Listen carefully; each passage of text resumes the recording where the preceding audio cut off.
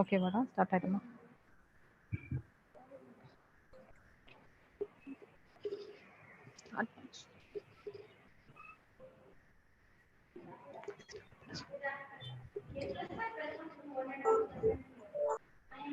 Kunati, your audio is mute, ma. Audio unmute la போடுங்க குணவதிக்கு. Good afternoon. A pleasant welcome to one and all present here. I am B. Gunavati from 2nd BSc Computer Science. Every moment is a fresh beginning. Let's start the event with prayer. Now I call Ms. Mohanapriya to sing the prayer song. Shri Maheshwari Vasavi नगरीश्वरी Parmeshwari कामितार्थमुलुच्छिद्रोममुकन्यका Parmeshwari देवदेवी Maheshwari Jagadishwari Bhuvaneshwari काववेममुयल्लवेनलकन्यका Parmeshwari बालचन्द्रगिरीतदारिणि भव्यसुन्दररूपिणी वैश्यवंशयशोभिवर्धिनि कन्यका Parmeshwari श्रीमहेश्वरी Vasavi नगरीश्वरी Parmeshwari.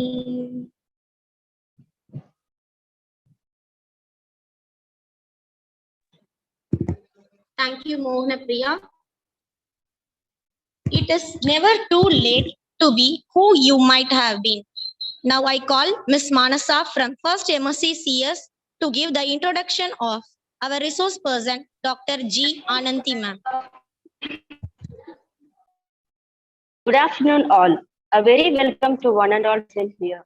I'm very glad to introduce our resource person of the day, Dr. G. Ananthi ma'am. Currently, she is working as an associate professor in University of People at California. She has completed her undergraduation in computer science and post-graduation in computer application at Madras University. Awarded doctorate in computer science from Wales University. She has published a book on computer networks and around 40 papers in various international and Indian journals.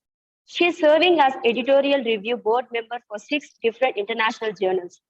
Some of her recent professional activities are certification course in ethical hacking, data science, cyber securities, and legal issues in guest speaker, webinar in MongoDB, and so on.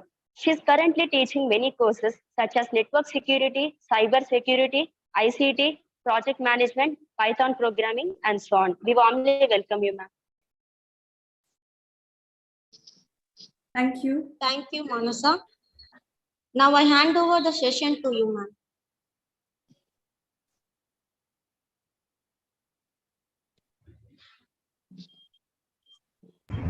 Ma'am, you can continue your session, ma'am. Yeah.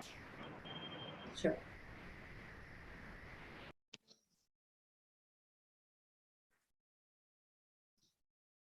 Is my screen visible? Yes, ma'am. Yes, ma'am. Okay. See, I think this is a new topic. Although we have in our curriculum like cybersecurity, other Python, so many different languages and new technologies which are coming up like machine learning, artificial intelligence, etc. But still, design thinking has its own place, although it is not technically completely digitized. But still, whenever we do a process, when we do a task or a work, we have to be really having some digital feature in that. We have to think in that way. So how to make a work more innovative and more digitized? So that is where your design thinking plays a role. See, although design thinking is not completely technical, but still we have to have some code of contacts for that. And not only the code of conduct, we also should know some principles and some basic process, how to make it more professional and how to do your work in a very basic, systematic and technological means. So that is why I just wanted to have an idea. First of all, I just wanted to insist that this is an interactive session. So before I start with, I can ask you what do you know about design thinking? Let us go into the content later on. I just wanted to spare a few minutes in order to understand what is design thinking in your own perspective.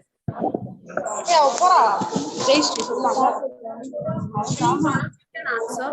Process of solving problem, ma'am. Okay. Any other inputs? Any other answer?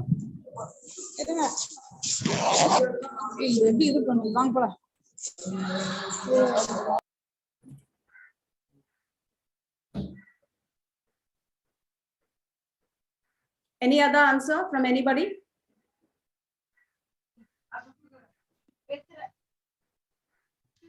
Okay, it's not only the problem solving. Problem solving is a part of it, but still we have to do, as I told you, any task, any work which has been done should be done in a very systematic way. That is why design thinking plays a vital role. Okay, now let us go into the content.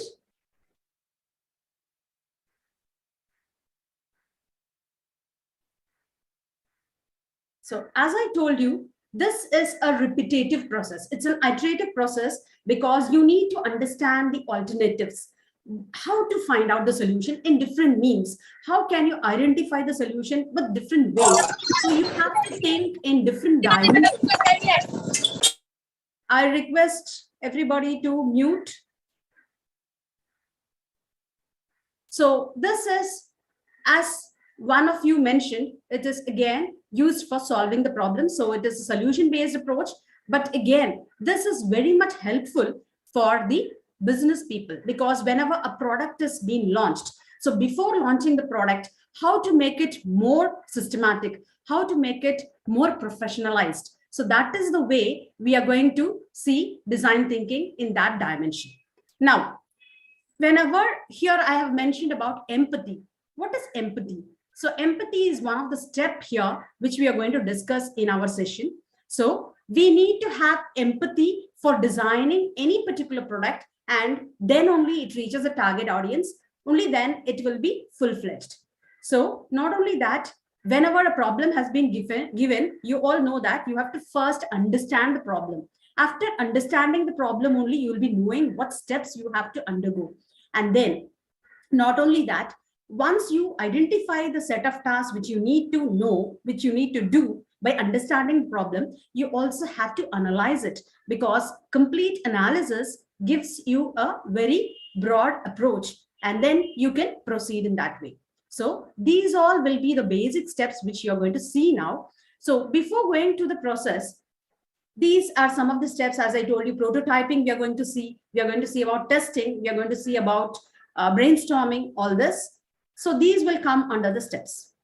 Now, I think you're able to see the picture. What do you see here? You can see a tomato, a book, a cup, and a tray. So what is the design thinking? Design thinking basically allows you to take decision and to expand your thought. So how would you expand your thought? When you say tomato, tomato is nothing but a data. Let us see in our technical perspective. When you come for the technical perspective, tomato is nothing but a data. That is, I have just a tomato in my hand. But if you want to convert that data into information, information is what? It's meaningful data. So how would you do it? You're writing something about the tomato in the book. So that is converted into information, because you're giving surplus of knowledge to that data by converting it into information. You're giving some more additional information. So it becomes, that's the picture, or the original tomato turns into an information by means of a book wherein you're providing sufficient information. Now, in order to get knowledge, how do you segregate it? Is tomato a fruit or a vegetable? Some say that it's a vegetable, some say that it's a fruit, but still you cannot come to a conclusion whether it's a fruit or a vegetable. So that systematic approach of acquiring your knowledge is called as your knowledge gaining. That is where you segregate it, or you analyze it, whether it's a tomato, it is a fruit or a vegetable. So this is where comes your knowledge part. And after that, once you suppose, if you understand that it's a fruit, then you will not be using this in the fruit salad, right? So whether you have to use it in a fruit salad or not, how do you use it? What is how that becomes a recipient of your recipe, whatever it is, how it becomes an ingredient. So that is called as wisdom. So whenever you have a data, how you convert your data into information with more knowledge, and having surplus knowledge, how do you make it as a knowledge base? And from that, how do you gain wisdom? This is what is the entire process of design thinking. That is the basic approach. Now, coming for the importance of design thinking. Design thinking helps you in different ways. Of course, it helps. That is the primary one. That is why that point was put first. So it is used for problem solving. Not only that, it's a user experience. It gives you a proper career path. It creates values to the companies. Why? Because once the normal data is there, just don't leave the data as it is. You're just making it more improvised. You're fitting it into your knowledge or the wisdom of thought into that. By designing it, you make it more improvised and more valuable. That is how it will be useful for the companies. And then here, if you have lack of creativity, that becomes a disadvantage. Why? Because creativity plays a major role in design thinking. Hence, you have to be more creative. And companies will contact the customers, or they will connect with the customers only if their approach or their idea of thinking is great, so that they can make it more colorful, more design oriented. And that only adds value to the company, right? So if there is lack of empathy, empathy is what? The enthusiasm, in short, you can call. So if that empathy is lacking, then that would obviously affect the sales. I think you must have seen the salesperson, what type of features they use. They will be having business tactics to sell a particular product, because even if you think that you're not going to buy that particular product, they will somehow pressurize you indirectly to buy that particular product. That becomes their success. So empathy should never be lacking as far as sales is concerned. That is the basic idea over here. What does design thinking basically allow? So design thinking allows us, first of all, to identify the pain points and optimize the design. What do you mean by the pain points of the users? Who are the users here? The target users are the customers who are going to buy the product.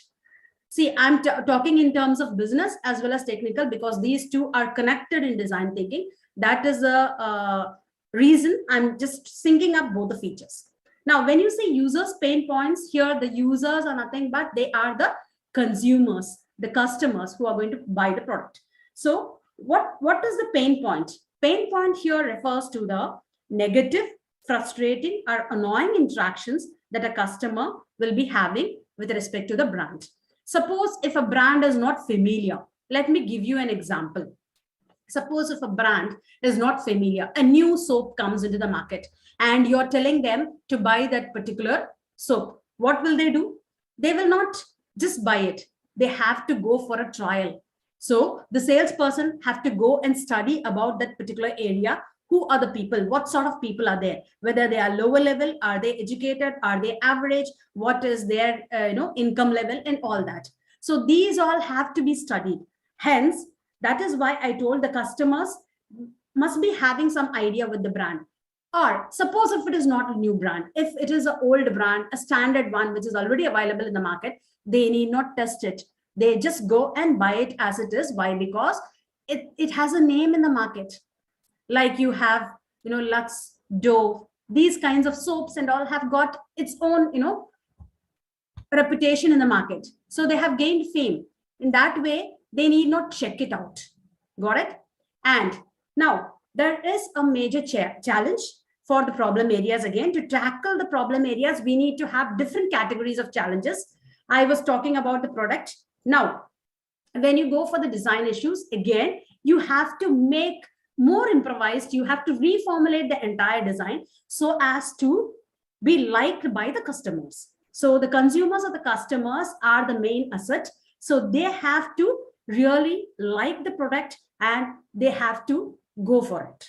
So that's the main intention, right? So these all will be given by design thinking because we are trying to make it more improvised, more liked by other people.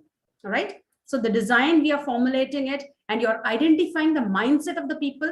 You're finding out what are the pain points of the user. I told you what are the pain points. These are the negative points, are the frustrating or annoying features of a customer for liking or disliking a brand. So even if a customer dislikes the brand, you try to make that person liking your brand. That is the success, right? So now I just gave a brief idea about what is design thinking. How is this design thinking used in different areas? So banking is the major sector where design thinking is at its peak or in a popular version. So when you see that, especially in bank, I'm just giving two examples. One is about the Barclays Bank, which is a UK-based bank. This is the first bank which introduced the ATM and the credit card system. And how do they do this design thinking? They try to connect with the customers by identifying their needs. They are not just serving only with their process which they have with them. Instead of that, they try to analyze, they try to study what is the mindset of their customers, what is their expectation. According to the expectation, they try to fulfill the customer's expectation, and that is how that bank has been successful. And as I told you, they are the first bank to introduce the ATM and the credit card facility. And there is one other bank, which is South African's bank, which is Time Bank.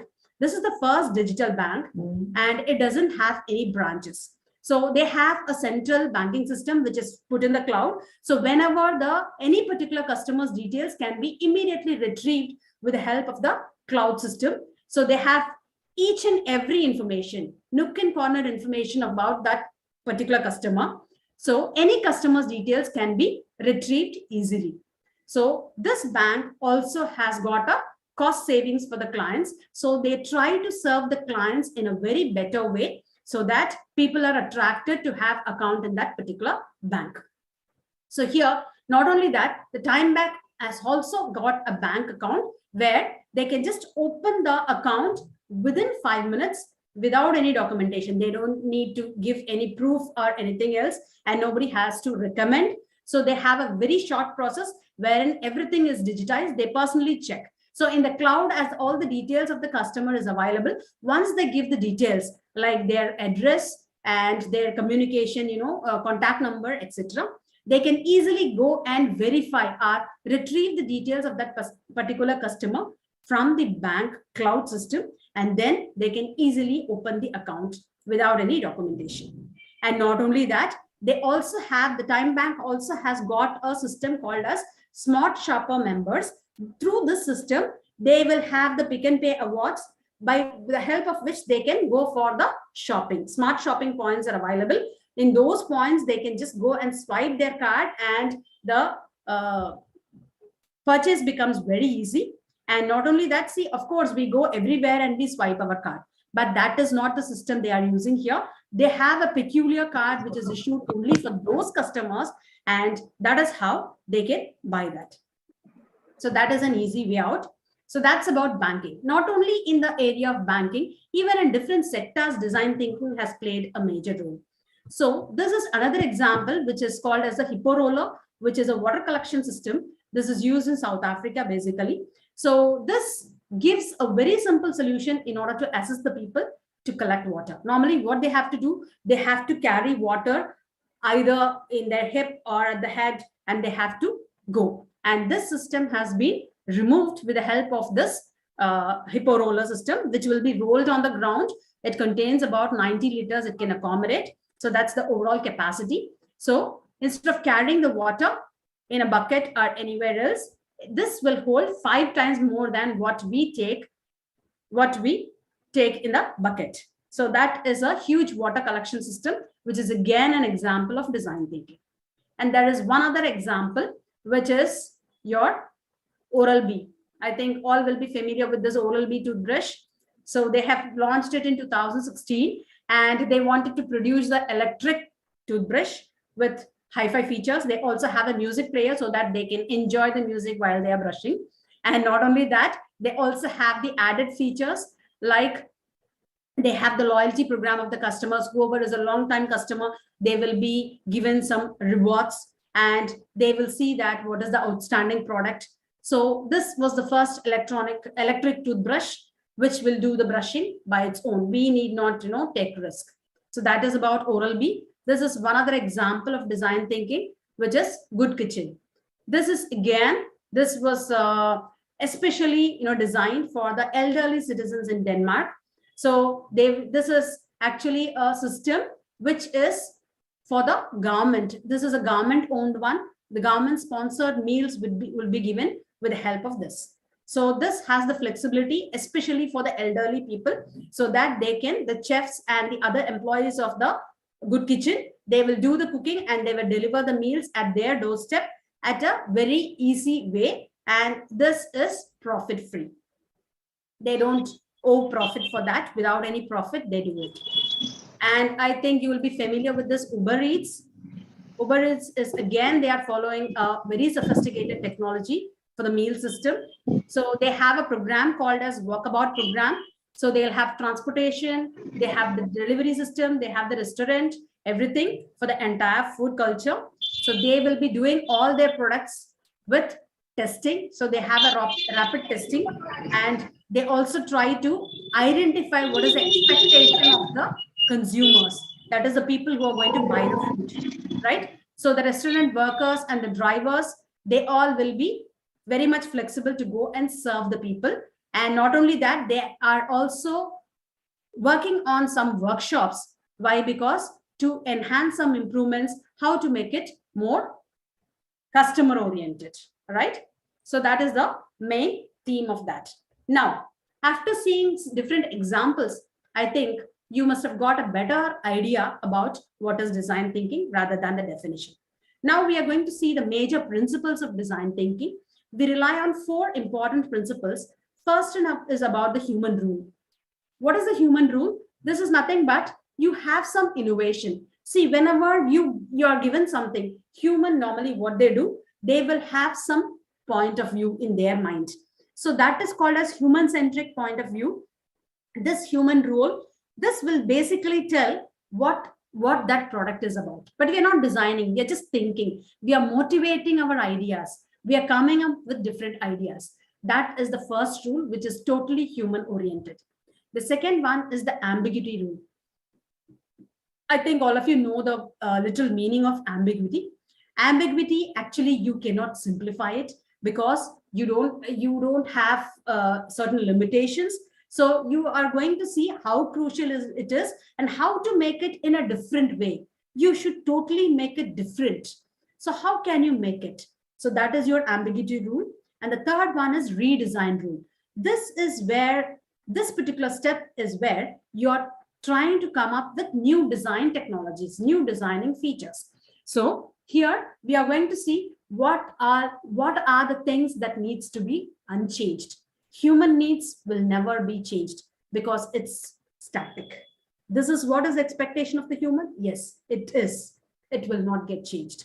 And how are you going to see what is the desired outcome? How can you reach it? Suppose a basic design is available. Some other person who is joining as a new employee, he will have more innovation. He will have more thought process. So what he does, he will redesign it.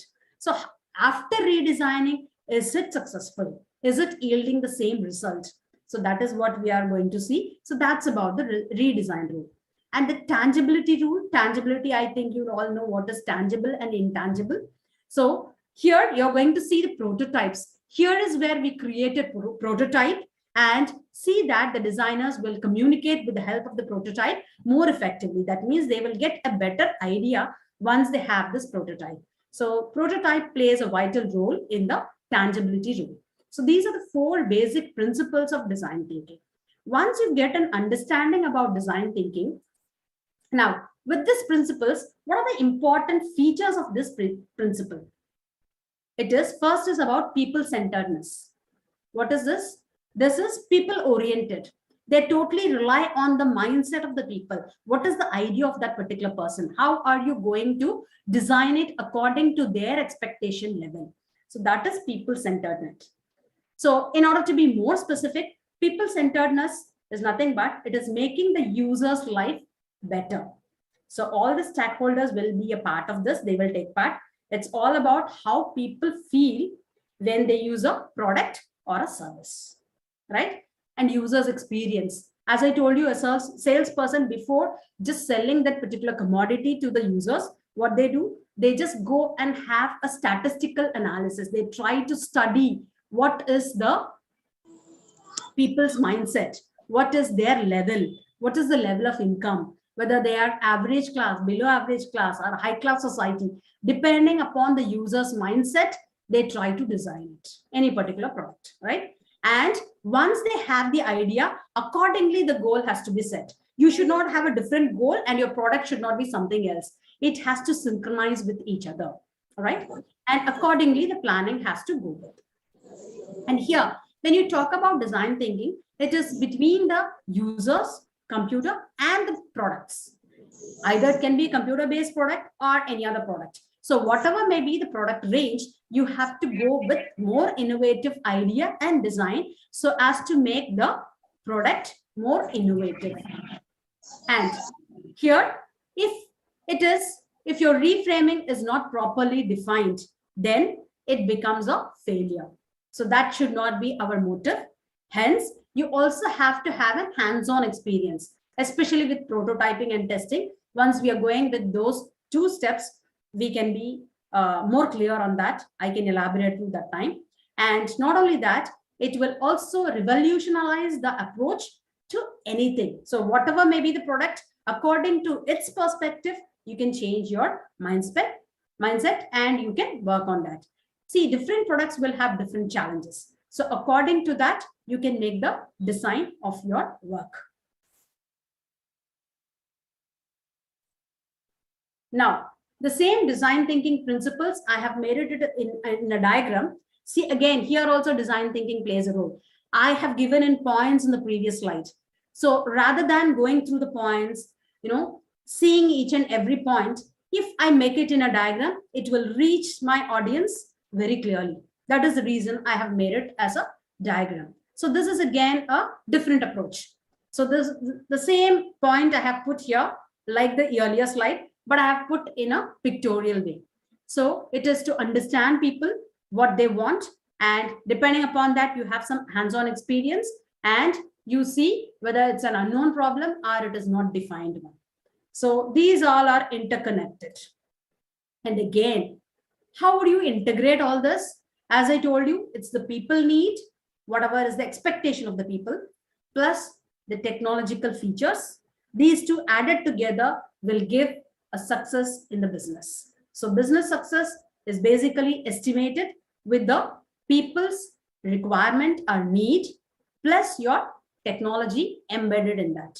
Only then you will get the success in business.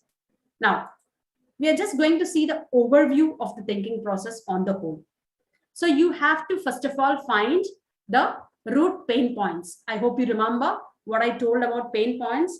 These are the negative, frustrating, or annoying interactions of the customer.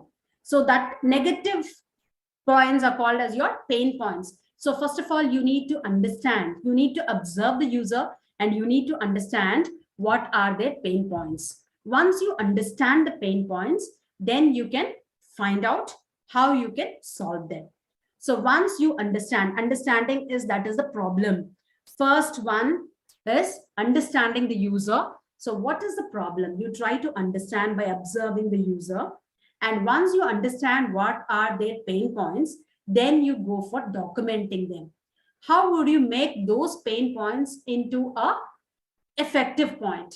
So that is where you're going to go with the user experience map, which will be the step, one of the step in the design thinking process. And after doing that, you make, this is an overview I'm just giving. We are going to go elaborately into each and every step of design thinking. You create the personas. Personas is nothing but about any individual customer, you get the details, almost all the details. And then you will come up with different ideas. Once you get the idea, you can reach to the solution very easily. And before going for the original product, normally we go for a paper prototype, right? So prototype will be made, and then you will go with the solution with your effort, and then finally you will go with an implementation plan, because your product is designed. Once it is designed, you will not keep it with yourself. You will go for the implementation plan, how it will be accepted by the customers, whether they welcome that product or not. Got it? That is the overview. Now we are going to see about the entire design thinking process. So these are the 5 steps of the process. So first you have to empathize. I hope all of you know what is empathizing. So empathizing actually includes certain things. That is, how would you understand the problem? First of all, you need to understand the problem. Some problem has been given to you. If you do not know what that problem meant, then how will you know what it is? So first of all, you need to understand the problem. And after understanding, you have to collect the ideas of others. What is their point of view? You cannot go only with your point of view. Even if you are a project team leader, then you have to understand from your team, what is their expectation? What do they say? So you have to collect the points. After getting the collective points only, you can proceed across, right? So empathizing is understanding the problem, getting the people's view. Second one, after empathizing, you go for defining. Once you define, you have already have the problem understood. So you try to frame up certain steps to solve that particular problem. You will get some idea. This is how I have to go with. See, normally when we write the code, initially what we do, this is a systematic process, but we don't do it, unfortunately. We directly go and write the code, but we don't, that is not the right approach. You have to frame an algorithm, then you go with a flow chart, and then you come with the program code, right? So that is a systematic approach. Hence, defining is after understanding, you're going to have a right path. How do I solve it? What are the steps undertaken in order to solve that? And that's again, you have to understand the need of the customer, because you already have the people's point of view, and from that you understand the need, and accordingly you will go to satisfy the needs. So once you empathize and define, then you go for ideate. Ideate is nothing but the idea. How do you get the idea? First, you must be having some concepts in mind. So that concepts has to be generated. And then you have to see whether the generated concept is going to satisfy the customer or not. And then you're going to also get some other, apart from the initial idea, you will try to get some other best ideas, which will be welcomed by the team members, right? From the team members. Now, coming for the 4th step, it is prototype and test. You can either call prototype as the 4th step and testing as the 5th step, or it can be together, right? So once you're getting the assumptions, now you're going to get the opinion. Normally, opinion poll will be there. I think you must have come across this word opinion poll. So you try to get the opinion with the help of decision making. And you can easily analyze what is the behavior of that particular customer. So once you understand what is the mindset of the customer, accordingly, you can redesign it, or you can launch the product in that particular way. And finally, how do you implement it? Now you have come to a stage where your project is successful. Now you're going to see how to make it more agile, because the maintenance is very important. So you have to adapt to the changes during the course of time, maybe after 2 years, after 5 years, with minor changes that has to be accepted. You should not go for complete change of that particular process, whatever you have done. So this is what is the set of steps which you're going to see. Now, the same one, again, to understand in a better way, I have made as a visual representation. First, you have to observe the user, find out their pain points, and with the help of the experience map, you can easily have a clear idea about the pain points. And after that, you create the personas, and then you try to get different ideas for one solution. In order to reach to one particular solution, I cannot have one idea and reach to that solution. I must have multiple ideas, 5 ideas, 10 ideas, unlimited number of ideas, any number of ideas, depending upon the work which you're taking, because some task will have only 2-3 ideas to reach the solution, whereas some will be having multiple ideas. So you are going to have different ideas in order to reach for a successful solution. You're going to check and see whether the prototype which has been created, which is a part of your step to reach your goal, whether that prototype is effective or not. And then finally, you have to go for the testing, because testing is one of the important process which we do as far as digital technology is concerned. So even for anything, you go for testing. I think in software engineering and all, you must have done black box, white box testing. There are different unit testing, different categories of testing, right? So after done with this particular step, your process gets completed. Again, for the second task, you go with the same process. It's a cyclic process. It repeats for each and every product or the project which you're going to undertake. Now, as I told you, these are the 5 things in the design thinking process. So first you say empathize. As I told you, you have to understand what is the expectation of the customer or the user. So for that, what do you do? In order to do this empathize process or make it successful, you have to get the feedback. You have to fill up the persona of the person. Because once you get the detail of the person, then the feedback will be more valid. And then empathy map is also a supporting process which would make this more systematic.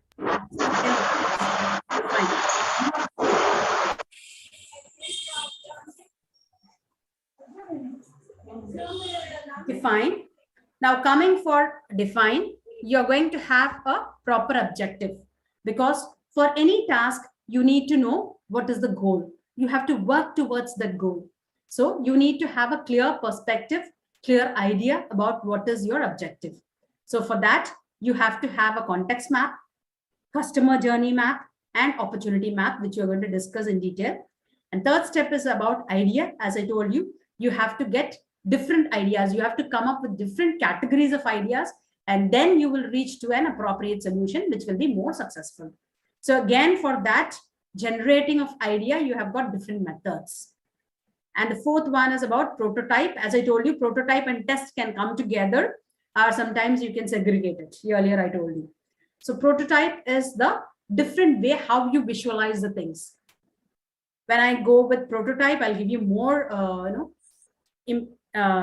important examples so that it will be more easy to understand. Now testing, again, it's the user's feedback.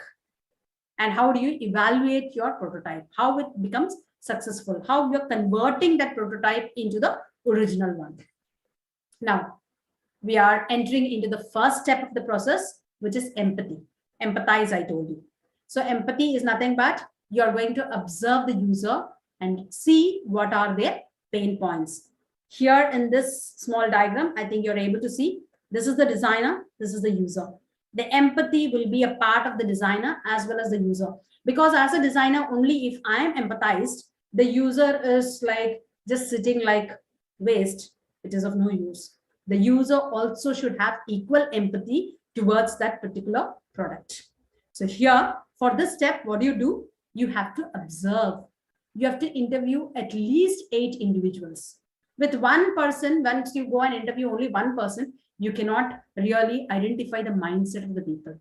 So you need to actually observe many participants and find their root points. That is why the number has been given at least 8 individuals to get a better idea.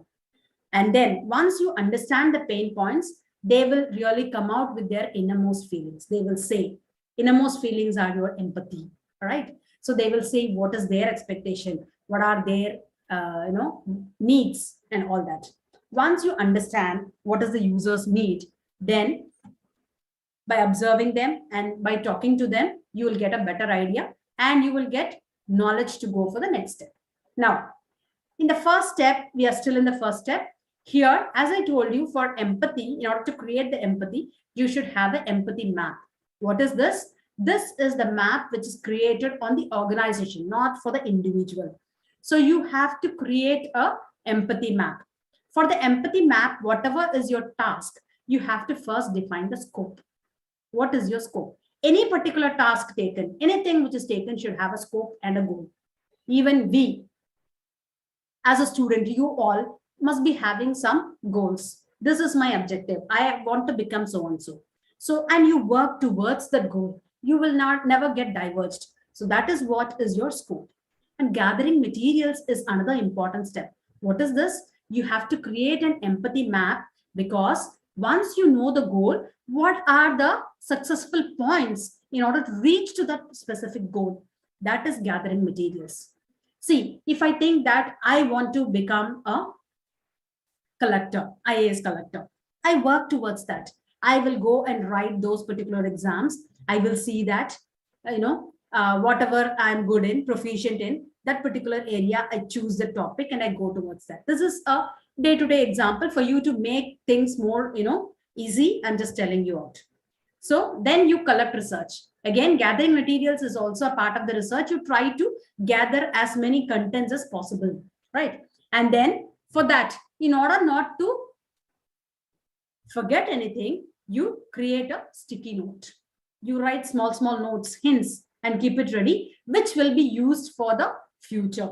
So generating sticky notes is very, very important step, not only for this empathy map, even in your day-to-day process.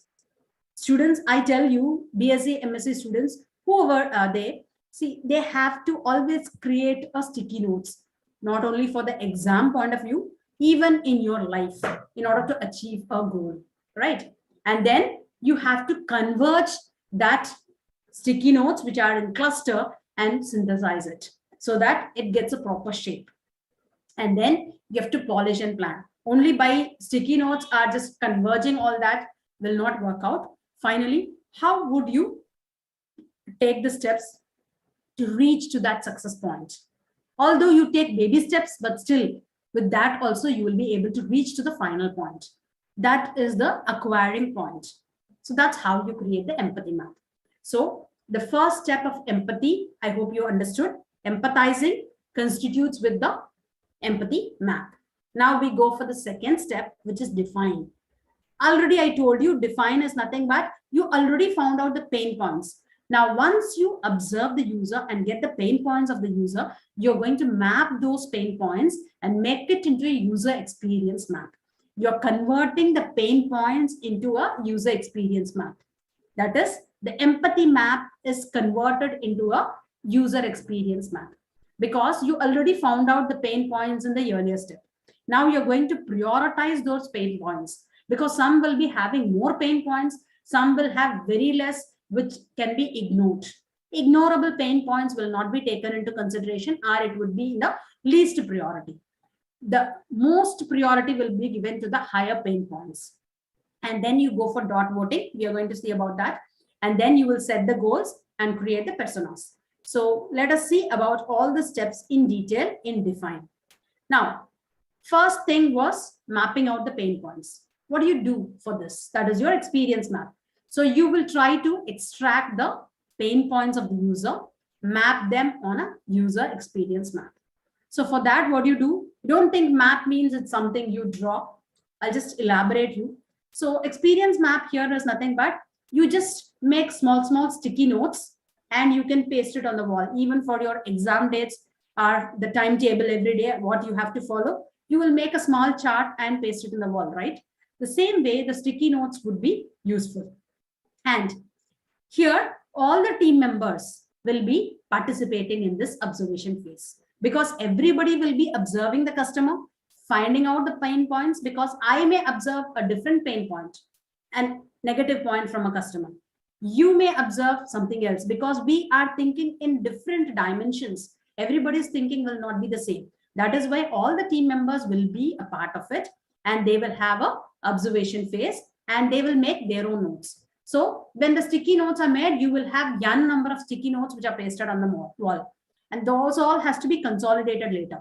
So the experience map will be telling you from the beginning to the end of the journey for that particular product or service, that is for the user, how many number of pain points you have collected. What is your idea on that? What is your perspective? So from those all sticky notes, 100, 200 sticky notes, whatever it is, depending upon the team member size, you will create an experience map. So all these contents will be, bits and pieces will be collected and made as an experience map. So what is this user experience map? So in the earlier slide, I told you what are the steps in the user journey. So the team members will note their observations, right? And for each and every theme. So theme will become the heading, and whatever points, whatever observations the team members have gathered, that would be summarized, right? And then they will also add some emotional states. Emotions will also be added to that. So that is how the map would be created. Now, once you get this map, user experience map, now you're going to prioritize the pain points. So you're going to find out which is having more pain points, which particular user has more pain points. They will be prioritized and they will be going for dot voting. What do you mean by dot voting?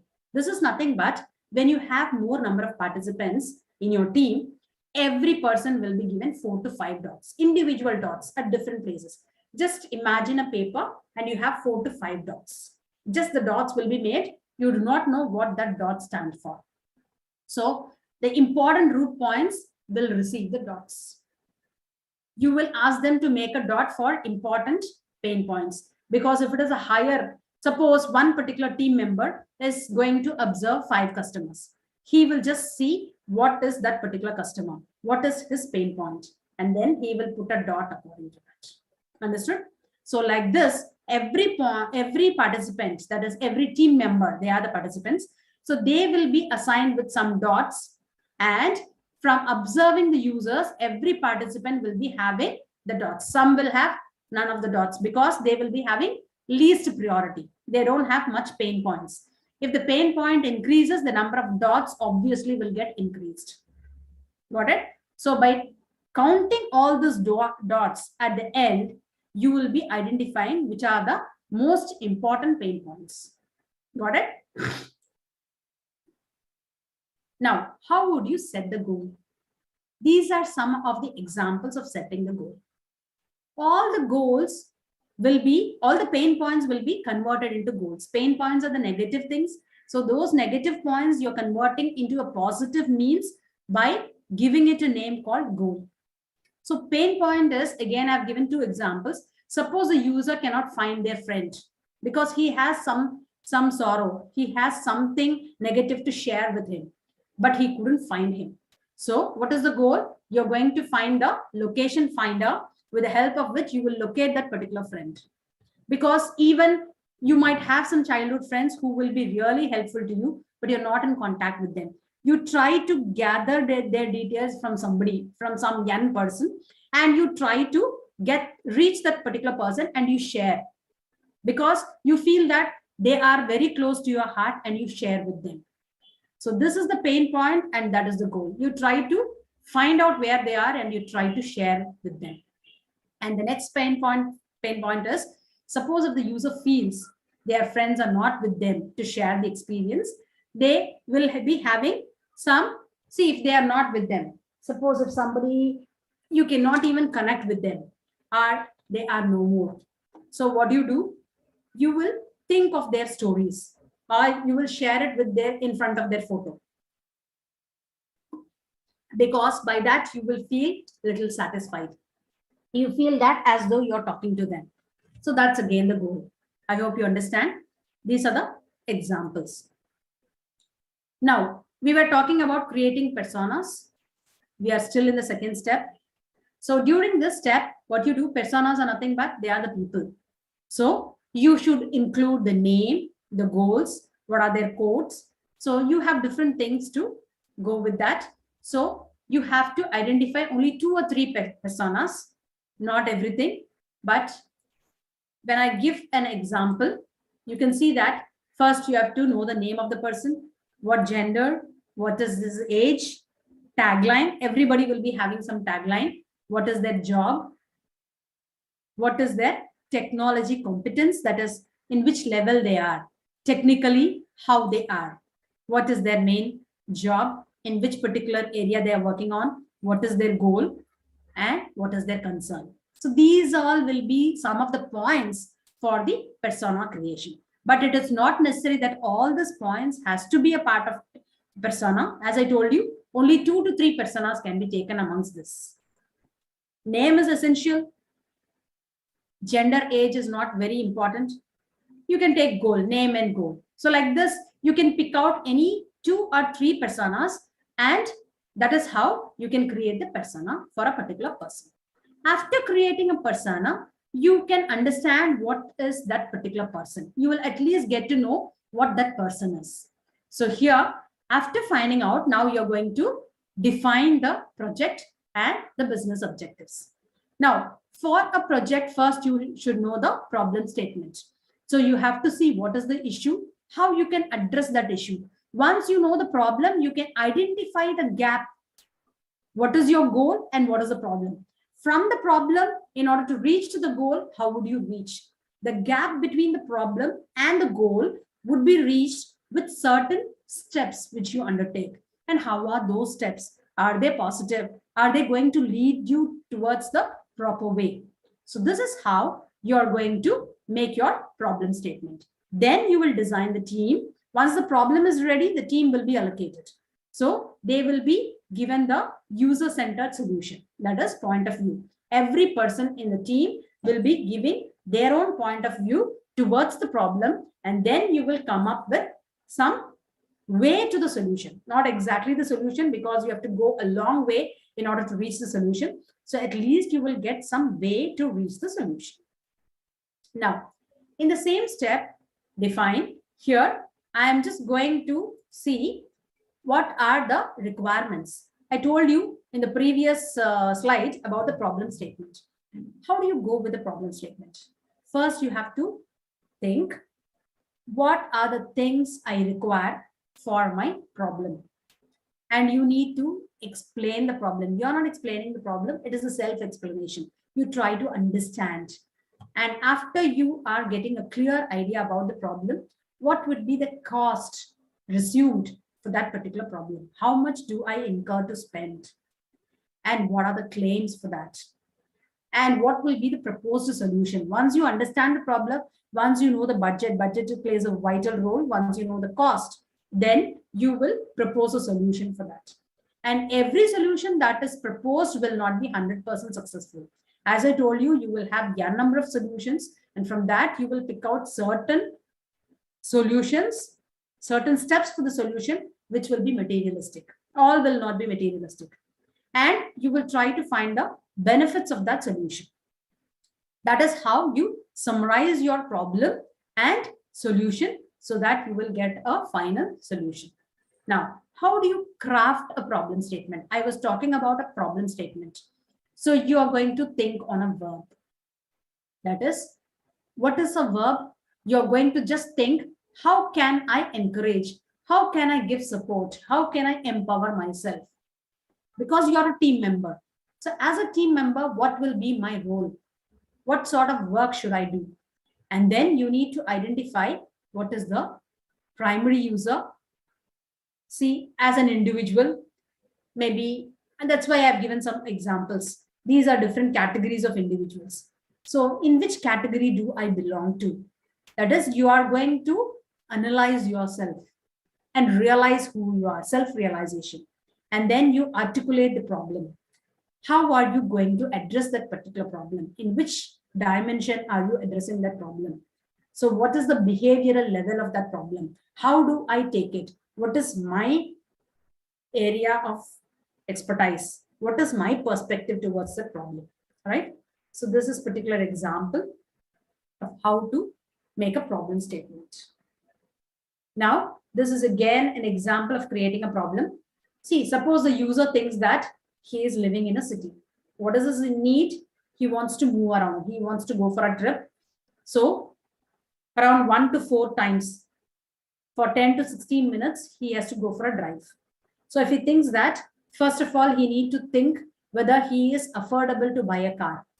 Or if he cannot, will it be too expensive for him? If it is too expensive, he wants to share a car with somebody else. He wants to go for carpooling. Or he will try to just make it a car for rent a car, only to satisfy his trip. So one has to realize whether it is necessary for me. I hope with this example, it will be easy for you to understand whether is this necessary for me to buy a car, because I am not a frequent user. Only for certain trips, I require a car. So if I require call only for certain, trip, not always. So why can't I have a rent a car or share car with some of my friends and satisfy my needs. Why should I go for buying a car? So that becomes a question mark.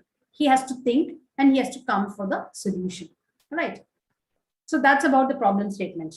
And again, in define, as I told you, there is one other map which is called as opportunity map. Opportunity map, this will deepen the understanding. It will more grasp the understanding, find out what are the opportunities. So you will understand whether you can access your opportunity with the help of the existing opportunities. So this is how this opportunity map will look like. So suppose if you want to improve the distribution, how are you going to make it more generalized? And if you are a businessman, if you're going to grow, increase your share, how could you make it? If you're going to invest somewhere, how would you make a minimized investment? So these are some areas. Just for a glimpse, I have given this. So this is nothing to explain more about. Anyway, I think these slides will be available. You can have a look on it later on. So again, earlier what we saw, what was the previous one? It was the opportunity mapping. Here you have customer journey map. When I was elaborating about this defined process, we saw about different mappings, right? So customer journey mapping is nothing but how would you create a customer journey map? That is the story of the customer. How would he interact with the brand? How, that is, you're going to go into the customer's view. Customer's shoes is nothing but you're going to think as though you're a customer. Okay, you're going to replicate a customer. In the customer's viewpoint, you're thinking. All right. So here, these are the steps you have to discover. You have to find which will be the best option to meet your needs. You're going to compare it with some other products. Even if you buy a small soap, shoes, dress materials, you try to compare in different shops, right? That is the human mindset. And after comparing, you try to consider, and then you go for commitment. You take the same example. Discover. See, first I will discover what sort of suit, dress I want to purchase. Once I know that, yes, I'm going to go for a salwar. Then I will see different shops which have the kurtis. And then after that, I will go and consider this particular shop. Okay, this is the branded one. Then I commit myself to that particular shop. Yes, I'm going to buy from there. And then I'm going to retail. So after that, even if somebody else says that, why can't you go for another shop? Why don't you go for a different model? You will not really change your mind. You will retain in that. So these are the steps. That's why I told you a simple example. That is how the customer journey map will be enhanced. So we are done with 2 steps, empathize and define. Now comes the third step, idea. That is, how would you create the idea? Creating an idea, again, you have to find out the pain points. Even in the first step, we were seeing the pain points. In the second step, also we saw the pain points. Now also you're going to address the pain points. And from that, you will try to get multiple solutions. So how would you do it? Again, there will be a group. So multiple solutions will be created not from one team member. Again, you will have group members participating in this. All right. So every individual will have a different idea and then they will share it with the group. That is how they do it. After it has been shared, they go for the reality check. How do they do this reality check? So they will be putting all the points in the storyboard. Storyboard is nothing but a plain board where every individual will come and write their ideas. And after that, finally, there will be a reality check and you will try to ask yourself, not only the team leader, as a team member, you yourself can ask the questions. Are all these ideas feasible? Will it be useful? Can they solve the issue? How far they could do it, right? How will this look in reality? If I'm going to materialize it, how will it be useful, right? So these all will be taken. Now coming for the ideation techniques, you have got 4 to 5 different techniques. I think brainstorm is one of the most important technique which we all are used to. What is this? You will have groups like debates. So you just put up a question and try to collect idea from different people. Everybody, every participant will be a part of that. So they will try to come up with their points. Got it? So that is brainstorming session, we say. right? Next is brain dump. Brain dump will be similar to brainstorming, but it's done individually. We are not in an open forum, we are not discussing like brainstorm. In brain dump, what you do, everybody's ideas will be written in a small note, post-it note, and they will share it with the group later on. A small chit will be written and every individual will hand over that. Third one is brain write. Brain write is also similar to your brainstorming. Here the participants will write in the paper, but not afterwards. They will not share it afterwards. In the group, lively in the group itself, they will share it. So all the participants, see, first participant is writing something. Second participant will try, whoever gets that particular chit, he will try to elaborate. He will put up his own ideas on that point and he will pass it on to the second one, third one. Third one will still elaborate that idea, make it more materialistic and give to the fourth one. Likewise, it moves on. So when this paper chit of creating the idea moves on inside throughout the team members, after a few minutes, again, the participants will pass their papers to somebody else and this process will be continuing. So after 15 minutes, all the papers will be collected and they will be put up for discussion. All the points will be discussed. Brain walk is also similar to that. Instead of passing the paper, participants will walk around in the room and they will find out. See, when you see something, when you see a table, when you see a book, you will come up with some ideas if it is related to your task. So by seeing the things around, things are your ideation stations. With that, they will come up with more elaborate ideas, right? I hope you understood about brainstorm, brain dump, brain write, and brain walk. So these are the 4 ideation techniques. Apart from this 4, these are the main techniques. You also have 2 more techniques. One is the worst possible idea. Normally, what do you say? See, whenever we go for a brainstorming session, we will feel that, see, does somebody else think that my idea is bad? Normally, we have that, thing in mind and we never speak out. Will somebody tease me if I tell this idea? Is it okay to tell this in the open forum? So like this. So here, you need not worry about this because they don't welcome only the good ideas. Even the worst ideas will be taken and then that will be considered and that worst idea will be converted into the best idea. So that is the whole point in this. Next is challenging the assumptions. So you're going to ask some questions, see that what is the product, what is their services, how do they go for the innovative situation, and they try to challenge. Will it be possible? You're just challenging it. So these are 2 other ideation techniques apart from the 4 discussed earlier. Now coming for the brainstorming method is the most widely and vitally used method because for designing the problem, this is one of the best methods because it will pop up with new ideas and with the help of which we can reach to successful and potential solutions. And coming for the brainstorming rules, what are the main rules? You have to focus on quantity. Because brainstorming, once you get only one person is answering, that will never become a brainstorming session. You try to welcome with more and more ideas. So you're focusing only on quantity, how many people are answering.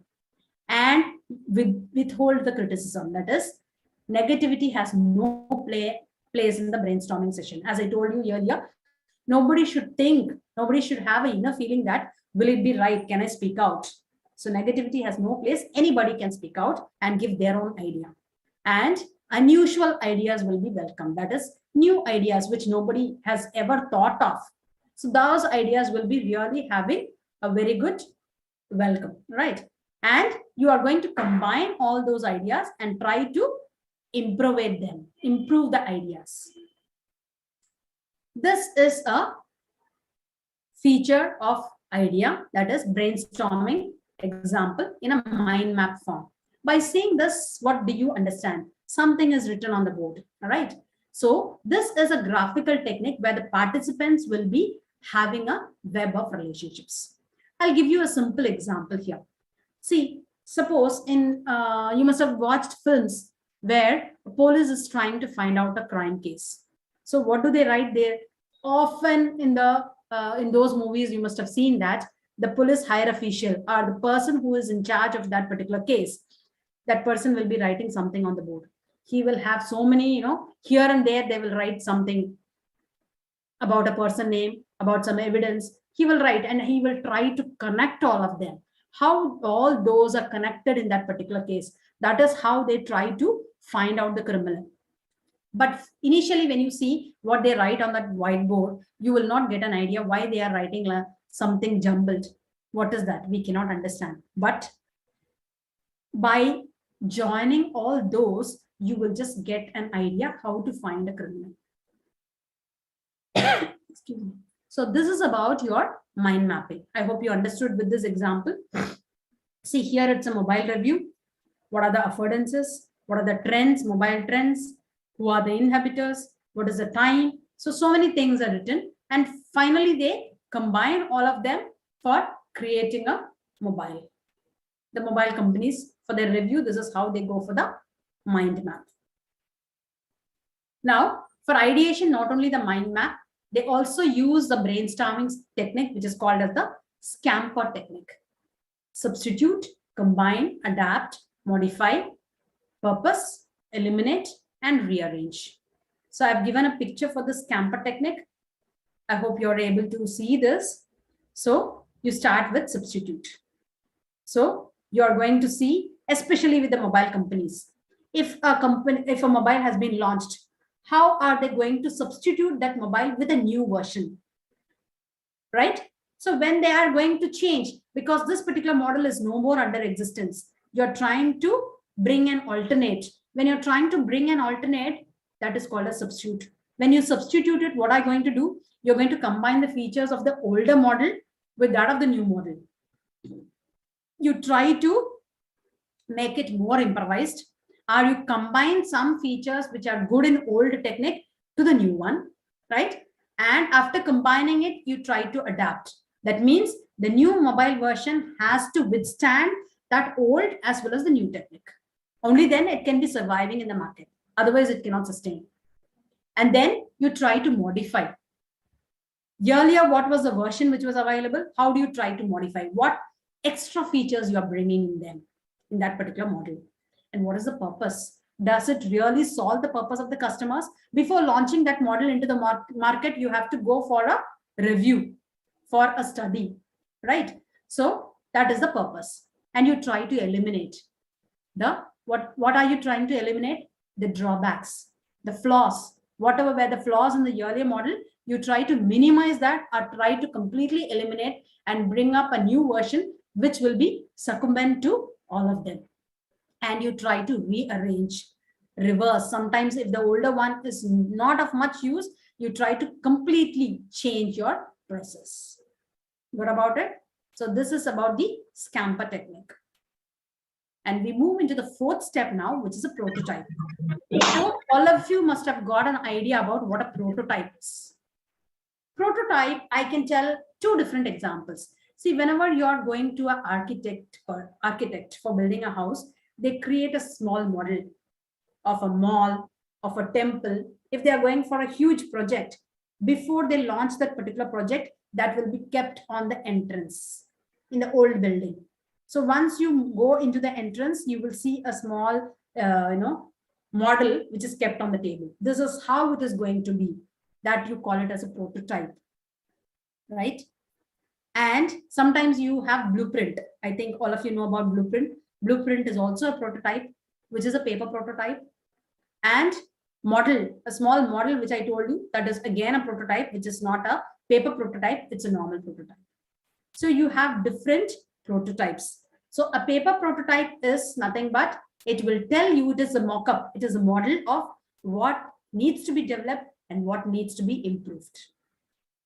So here again, you're going to explore, find out what are the pain points of the users, and then you're coming up with the solution, the better idea, so that the pain points will be converted into the right points, right? So now coming for the paper prototype, you're again going to see what is the positive path. How can you make your paper prototype very realistic? So first, once you make the paper prototype, how are you transforming that paper prototype into the original one? To convert it, you go with the high level storyboard. So in order to get more idea, I have given a link here. So if you want to go in detail and study about this paper prototype, you can go to this link, YouTube link. And this is about what is prototyping. I think engineers and testers, user testers, normally they go for this prototyping method. I hope you got the idea about what a prototype is. So they will not freeze the requirements. Either it's a design or code, whatever it is, they will just make a prototype which will be understandable by the users, so that the client who is an end user, who is not at all having an idea about that. See, even if you're not an architect, as I told you with the earlier example, there's a model created about a mall, about a temple, and it is kept there. So how do you actually, you are not an architect, you will not be visualizing in that perspective, because the architect's way of thinking will be different. But still with that model, you can identify, yes, this is how the temple would be, this is how the mall would be, first floor, these all will be available, because you get a better idea with the prototype, so that they can just satisfy the customer. By seeing the prototype, the customers will be knowing that, yes, this is what will be coming up in the future, right? So that is why we make a prototype model, so that they will have an idea, even though they don't have, experience or expertise in that field, still they get an idea. Got it? So again, we go with the same scamper process. Scamper process already we have seen in the third step for idea. Here also you go for the scamper technique. This is the scamper of a cell phone. Before they decide, they make the phone, they do all the steps. I have elaborated all this already. So this is a model. Before creating an original phone, how do they do it? Then we go for the last step, which is testing. Testing. Can you mute yourself, please? So going for the testing again, as a IT person, you all will be knowing we go for different testing. Usability and implementation testing are more important. What is usability testing? Anybody? I just wanted to see whether you're interactive. My session should not make you more sleepy, right? Any idea about usability testing? Anybody can unmute and tell? All this time I was talking. I wanted the session to be a little interactive. Any idea about usability testing? Anybody? You can even put it in the chat.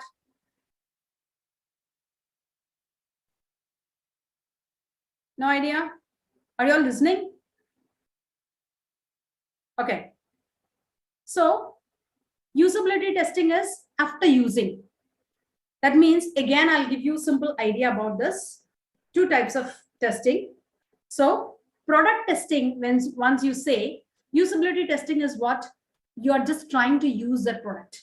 Whenever they launch something in the market, a soap or a soap powder, they just give a free sample. You must have experienced it. They just go to the doorstep. Nowadays, I don't know whether that practice is there or not. Very less. But still, if you have an experience about that, they will come and they will supply at your doorstep. They will tell, just use it for a week. And if you're satisfied, then you can buy the product. So that is usability testing. You're just going for a trial where you use, and if the customer is satisfied, they go for it. So that is coming with the product testing. So this is the testing where you're going to test the version. See, for projects and all, this is implementation testing. Usability, I told you. Implementation testing is what? You go for a project. Before going for the project, before the project is out in the market, before you sell your project, what do? You go for implementing it. Just give a sample data and test how that sample data works in your project. If the sample data is satisfied, then you go for original data to be tested, right? That is your usability testing and implementation testing. Now coming for the product testing, again, the product team will test. That is, before launching the original version of the product, pre-finalized version, that is last but one step. There they just try to check.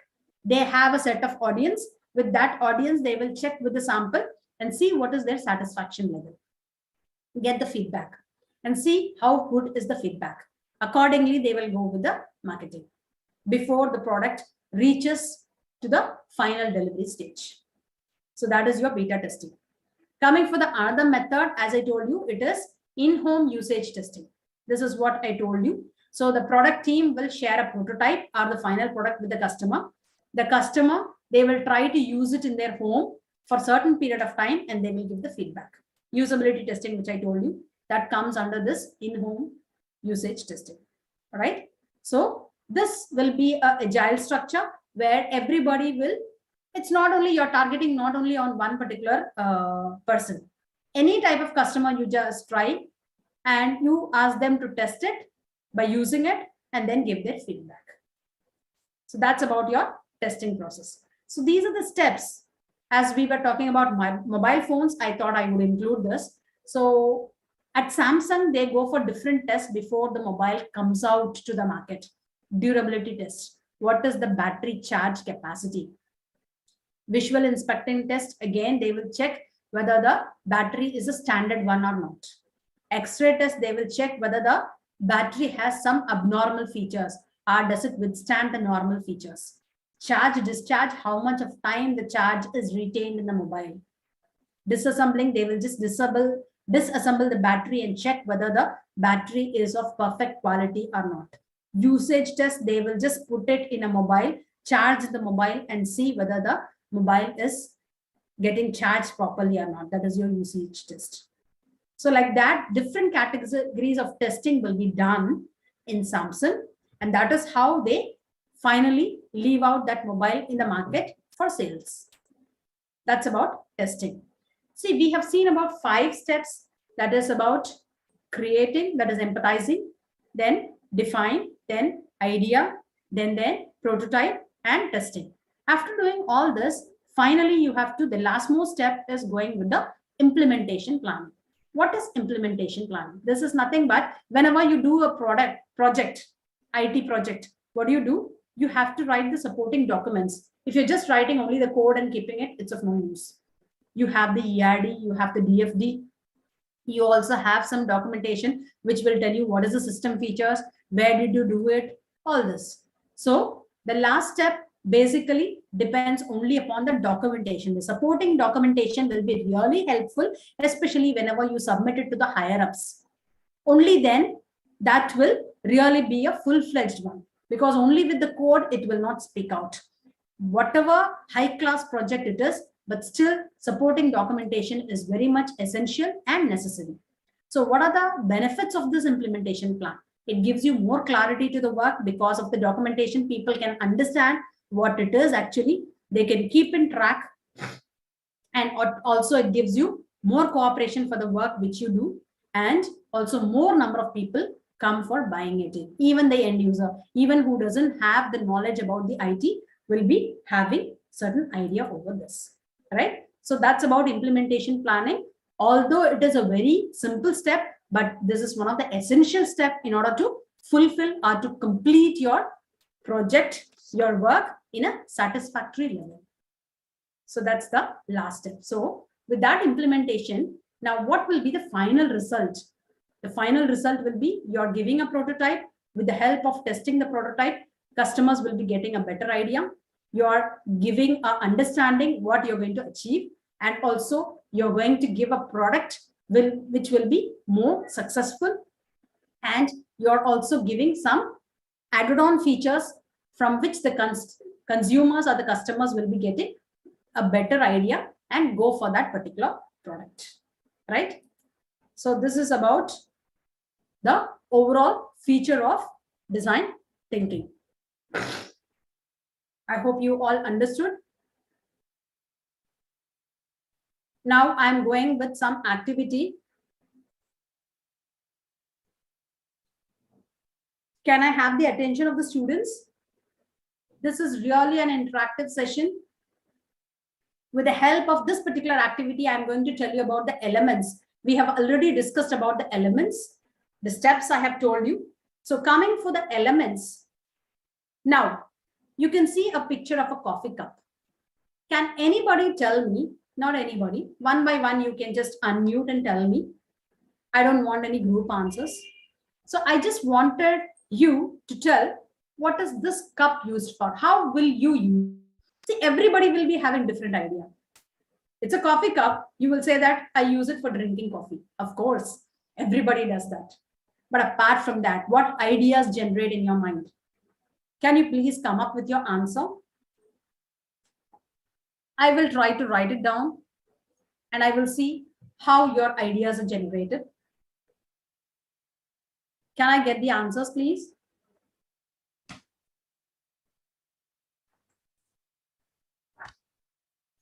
Students? Ma'am, Yes, Bhavadarni. ma'am, presenting the gift to the someone persons, ma'am. Presentation, ma'am. Very Gift. good. Next. The same person also can give 2-3 ideas if the ideas are generating. Anybody else? Apart from that, coffee cup, I told you, it's for coffee. Any other Girls, idea? unmute and talk, ma. Pardon? Nothing, ma'am. Girls, unmute and tell your decision, ma. Tell your ideas. Yeah, Nurul has raised the hand, I guess. Right?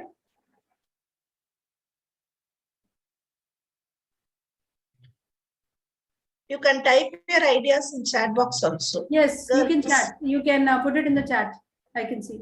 if you're not able to speak, you can type your ideas. Yeah. No one has typed. Girls, I want the answer from your end because we were talking about generating of ideas, right? yes, Jivita. I will see who is giving the more relevant and prompt answer. Okay, growing plant. Good. Yes.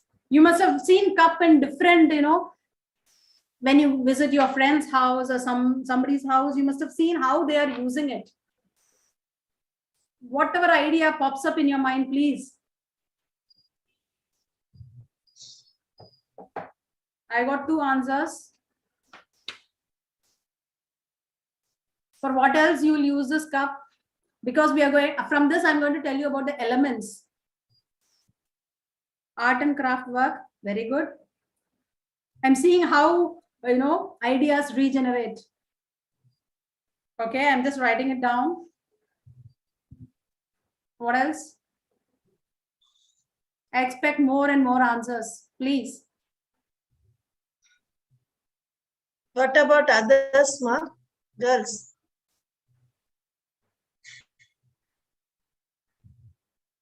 Okay. You can put the photo. Fine. Come on, For try out decorating for decorating kitchen. kitchen. Okay. This I did not expect. Home decoration. Okay. Mug cake. Oh. Good. I think you're well versed in making a mug cake, I guess. Flower cases. Okay. Flowers you can use. Very good.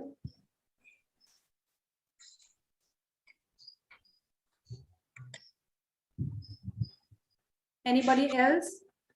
For putting pens. Yes. Pen stand. That's what. That's what I was expecting. I was expecting that as the first answer.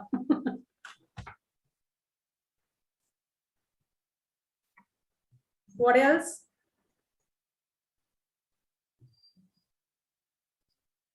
Upcycle your mug into a candle holder. Okay. Chalk piece stand. Fine.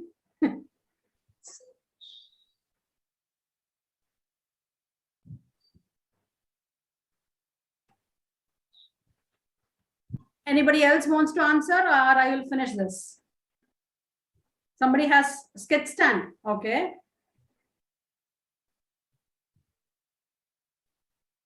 Normal answers, whatever I was expecting is coming up.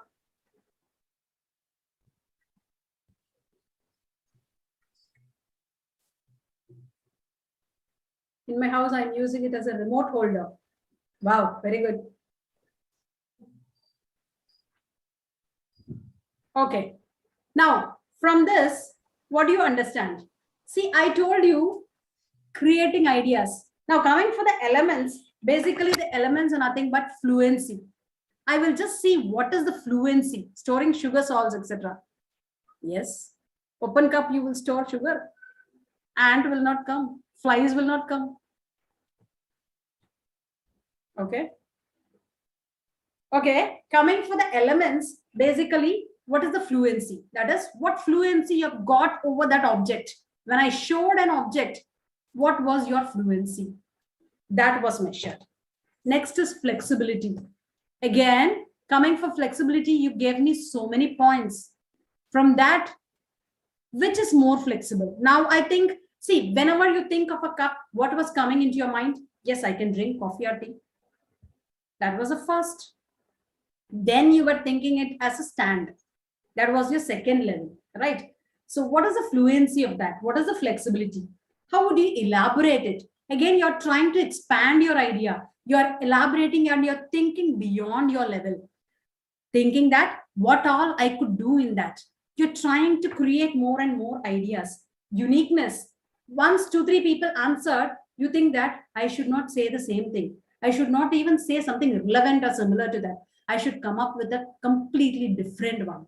So that shows your uniqueness, because I will estimate, or the speaker will be knowing how they think in a different perspective and developing a creative attitude. What all I could do in that, you were immediately thinking, right?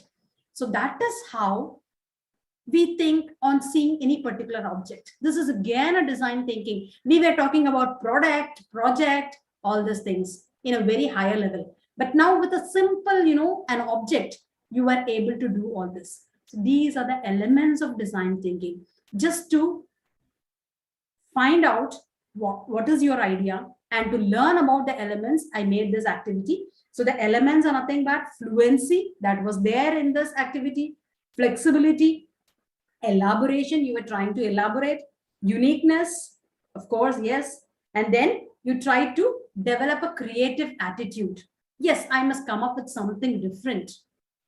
So that is how the elements of creative thinking goes on, right? Now, I'm going to give one other activity, which is telling you about the techniques of design thinking. Again, I want more answers for this. You're able to see a bag here, a backpack.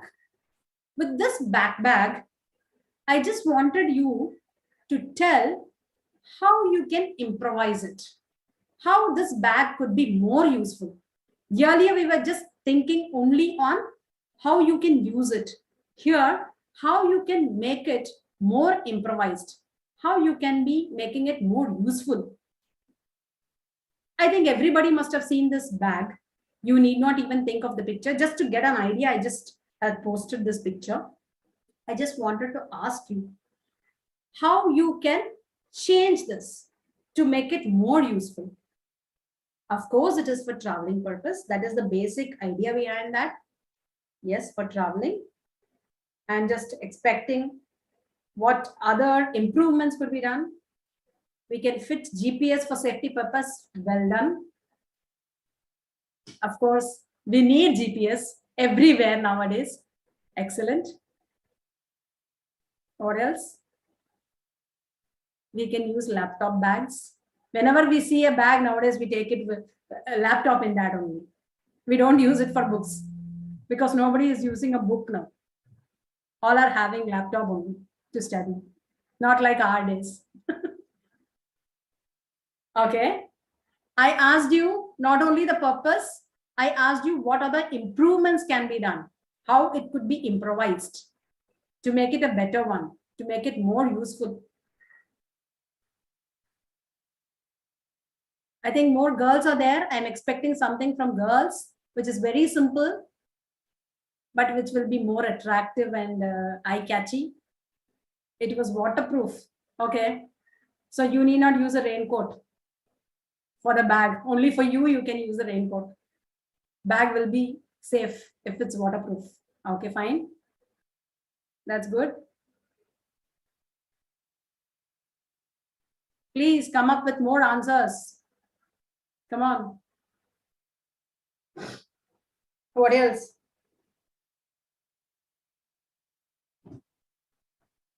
With this, I'm going to tell you the techniques. As I told you the elements, now I'm going to tell you about the techniques.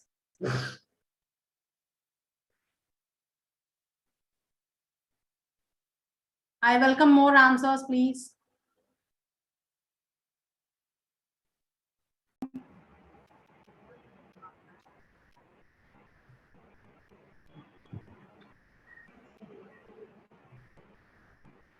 Ramya, co-host at Yes, ma'am. Yes, ma'am. Ma'am, now you can share, ma'am. Yeah. Yes, ma'am. Sorry. My screen is visible. Yes. Yes, ma'am. Okay. Some other ideas, please. Let us finish it. I did not get the answer what I was expecting. Last time it was very good.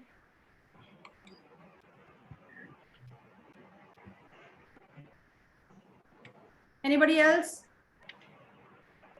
Fast, come on.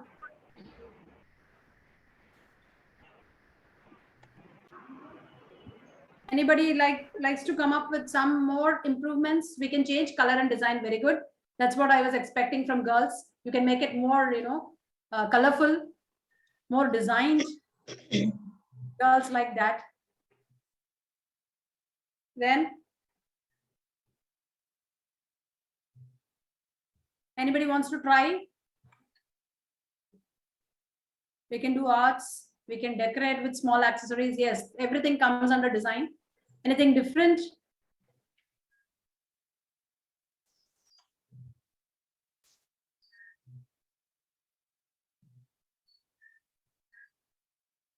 Still, I'm expecting something. We can add small light to find out easily. Okay, when it is lost, you can pick it out, right? Recycle it to any new product. Oh, very good.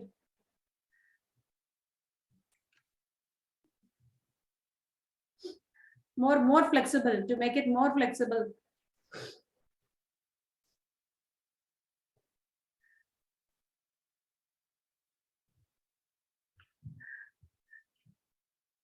Partition can be more, yes, to accommodate more things.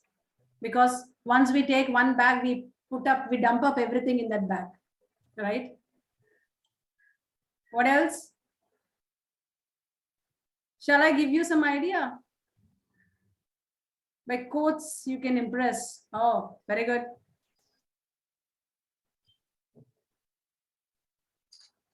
We can label inside for easy recognition. Yes.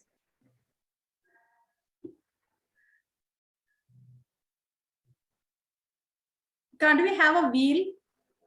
Because you're dumping up with so many things, it becomes too heavy. Though the shoulder strap is thick, but still it becomes so heavy. Can't we include a wheel?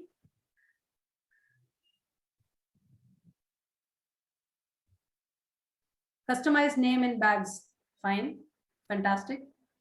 Okay. Now you came up with so many ideas.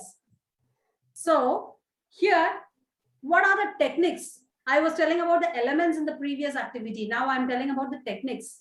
This was brainstorming because you were not talking, but still you were in the chat. You were giving up so many brainstorming ideas, right?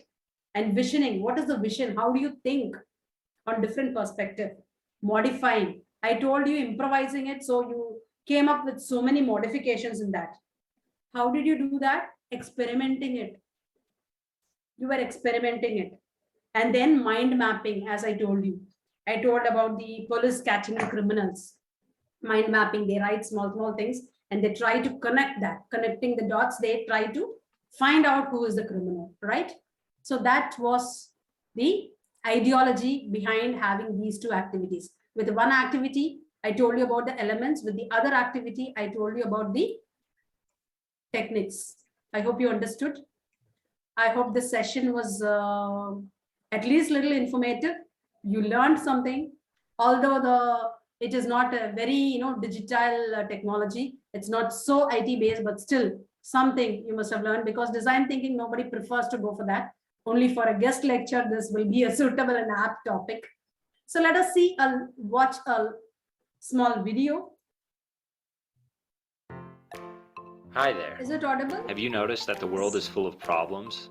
There are big, Yes, hidden ma'am. problems like poverty and disease, and small annoyances like misplacing your keys. However, the geniuses at Stanford have come up with a process that will broaden your perspective and help you create better solutions no matter the type of problem. This process is called design thinking, and it's here to change the way you tackle problems. Design thinking encourages people to explore new alternatives, creating options that had not existed before. Design thinking is successful because it focuses on the needs of the user. It's more than just good ergonomics, it's about understanding the context and culture of the stakeholders involved. This understanding is found using direct observation and qualitative data, which produces stories that people can really empathize with. Once the research is conducted, the problem solver is more apt to define what the real problem is.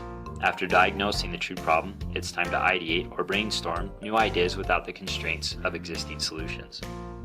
Because design thinkers learn by doing, these radical ideas are then made into simple prototypes that test possible outcomes. Rapid prototyping speeds up the innovation process because we only learn about the quality of our ideas when we test them in the real world. The process of ideating, prototyping, and testing is repeated early on so that mistakes are quick, cheap, and ultimately lead to success. So, why design thinking? The process provides a method and a unifying language for multidisciplinary collaboration, leading to greater creativity and better solutions faster. Suddenly, the world's problems are simple and manageable with design thinking.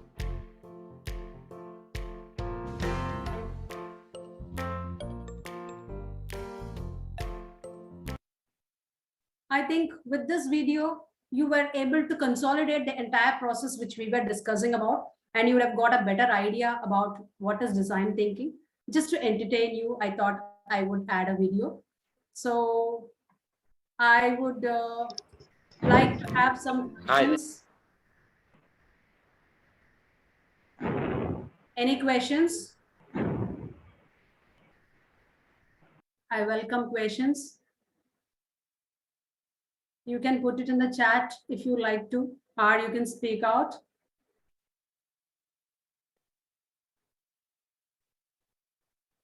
I hope this session was a little informative.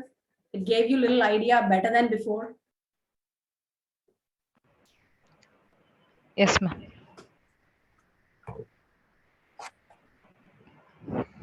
Any questions? Any questions, ma, from the audience? Girls, do you need to clarify anything? Shall we propose vote of thanks then? If the participants don't have questions. Girls? I think the concept is very clear. Yes, ma'am. It can be the other way out also. They did not understand. Either they did not understand or they understood so clearly. Right? Okay, thank you. Thanks for the patience listening. Yes. Yes, ma'am. 1 second, ma'am. I hope it was interactive and you enjoyed the session. That's why initially I started with questioning. And again, I had some activity. I think the slides will be given to the students, right, later on, if they want. Yes, if they need, we'll share. Okay. Yes. Yeah, that's it from my end.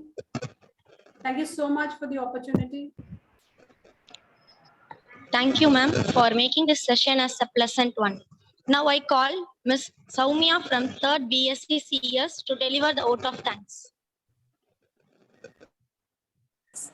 Good afternoon, ma'am. I, Soumya, on behalf of all the student and staff, I'm glad to be here to express my vote of thanks. A special thanks to our resource person, Dr. G. Anandi, ma'am.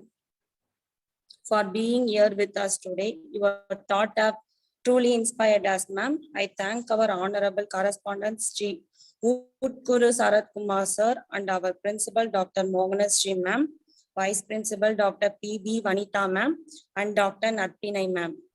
IQAC Coordinator, Dr. P. Bharani Kumar ma'am, IIC President, Dr. A.S. Nagalata ma'am, and Head of the Department, Dr. Sudha Ramkumar ma'am, for supporting and guiding us. Last but not the least, I thank our staff and students. Thank you all.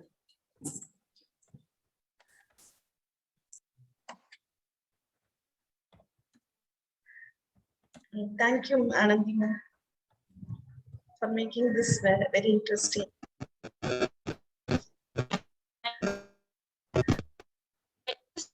All the participants switch on your camera.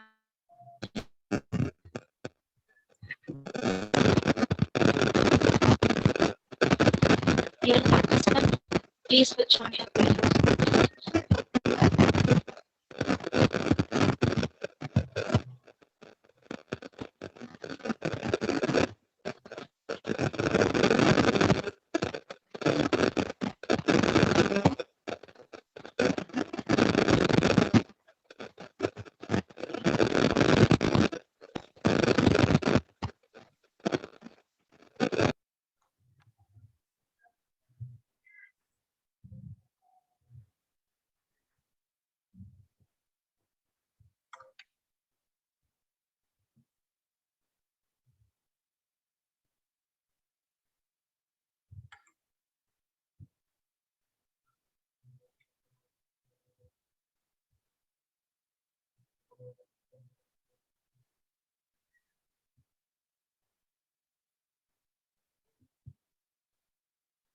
Thank you then. Can I leave?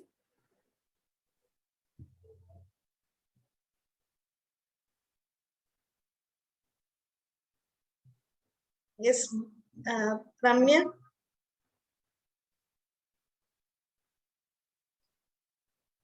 One second, ma'am.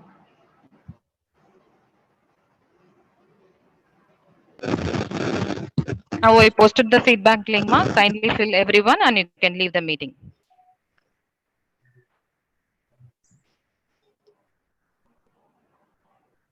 Thanks for the cooperation and thanks for the opportunity. Thank you so much. Thank you so much. Yes. Thank you so much, ma'am. Thank you, ma'am. Okay then, with your permission, I leave. Yes, yes. Yes, ma'am. Thank you, ma'am.